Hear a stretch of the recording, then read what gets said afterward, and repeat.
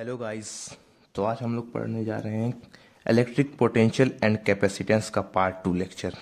यहाँ तक कि हमने क्या कहते हैं आधा 1/4 पार्ट ख़त्म कर दिया है। जैसे कि इलेक्ट्रिक पोटेंशियल, फिर electric potential difference, electric potential due to a point charge, electric potential due to dipole, axial और इक्वेटोरियल, ये हम लोगों ने अब तक पढ़ लिया है। तो आज हम लोग पढ़ेंगे इक्विपोटेंशियल क्या होता है। जैसे इक्विपोटेंशियल हम पढ़ेंगे, it is a surface where potential is same. मतलब ऐसा सरफेस जहाँ पे पोटेंशियल जो है सेम आएगा, जहाँ पे पोटेंशियल सेम आएगा। अब एक क्वेश्चन है कि पोटेंशियल सेम आएगा अगर, तो कैसे आएगा। तो हम लोगों ने पढ़ा है, इसमें फॉर्मूला पढ़ा था हम लोगों ने पोटेंशियल डिफरेंस। पोटेंशियल डिफरेंस मेरा delta V equal to W/Q होता है, W/2Q होता है। लेकिन इसमें एक कंडीशन आती है, कि कहता है कि work done is 0 from point A to B। जैसे हम लोगों ने एक पॉइंट A और पॉइंट B लिया है, ये पॉइंट A है, ये पॉइंट B है। तो यहाँ पे भी वर्क क्या कहते हैं पोटेंशियल मेरा क्या कहते हैं KQ/R ही तो आ रहा है, A और B दोनों पे मेरा आ रहा है। तो इसका हम अगर वर्क डन निकालेंगे तो 0 आएगा, क्योंकि वर्क हो ही नहीं रहा है। पॉइंट A पे भी वही सेम है, पोटेंशियल B पे भी सेम है। तो इसका मतलब है कि वर्क डन जो है मेरा 0 आएगा, वर्क डन कुछ नहीं हो रहा, क्योंकि पोटेंशियल सेम है हर जगह। ये तो लिखा है कि it is a surface where potential is same, मतलब पोटेंशियल सेम है। कैसे सेम है, वर्क डन हमारा 0 आ रहा है point A to B, point A to B work done हो ही नहीं रहा है। ये कंडीशन थी। दूसरी कंडीशन ये है कि equi potential never intersect each other. मतलब जैसे कि अब हम समझाते हैं, जैसे equi potential never intersect each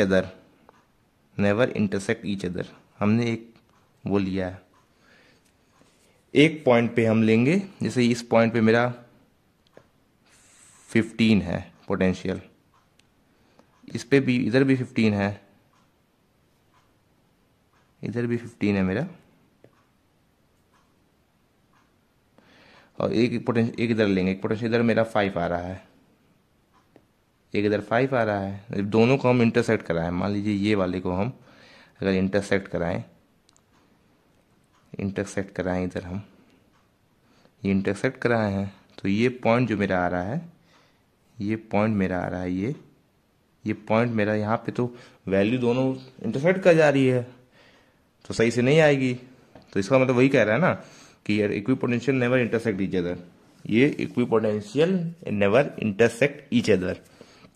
और फिर थर्ड पॉइंट है कि इक्विपोटेंशियल जैसे जितना क्लोजर है, जितना क्या कहते हैं पास में है, इक्विपोटेंशियल इस से ये पास है, से ये जो है इक्विपोटेंशियल जो सरफेस मेरा पाया जा रहा है, पोटेंशियल पास में है, ये तो हाई रहेगी, वैल्यू जो आएगी हाई आएगी। ये दूर है तो ये लो आएगी मेरी, यही था इक्विपोटेंशियल।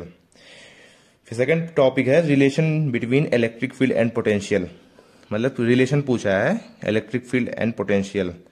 हम लोगों ने इलेक्ट्रिक फील्ड पढ़ा था पिछले चैप्टर में, E equal to KQ/R square, E equal to KQ/R square. तो हमने ये पढ़ा है, इसको हम ऐसे भी तो लिख सकते हैं कि इलेक्ट्रिक फील्ड को हम ऐसे लिख सकते हैं कि नहीं लिख सकते हैं, E equal to KQ/R into R। तो हम इसको KQ/R को हम पोटेंशियल लिख सकते हैं कि नहीं लिख सकते हैं। पोटेंशियल अगर हम इसको लिख सकते हैं KQ/R को, तो मेरा वो पोटेंशियल हो जाएगा।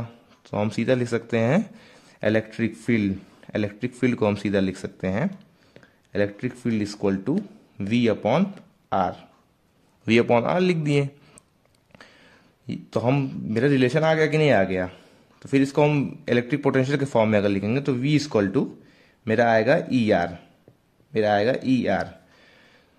मेरा ये आया पोटेंशियल और इलेक्ट्रिक फील्ड का रिलेशन आया है ER। Potential equal to electric field into distance, यही तो आया मेरा, यही रिलेशन मेरा आया है। अब इसका डेरिवेशन होता है कि कैसे ये आया है, सेकंड टॉपिक है मेरा कि डेरिवेशन होता है कैसे आया है। तो हम एक इलेक्ट्रिक फील्ड लेते हैं, इलेक्ट्रिक फील्ड लेंगे, इलेक्ट्रिक फील्ड लिए हैं, और अगर हम डिस्टेंस, बड़ी डिस्टेंस x होती है तो मैं छोटी सी डिस्टेंस लूंगा जिसको कहते हैं इंस्टेंटेनियस डिस्टेंस dx।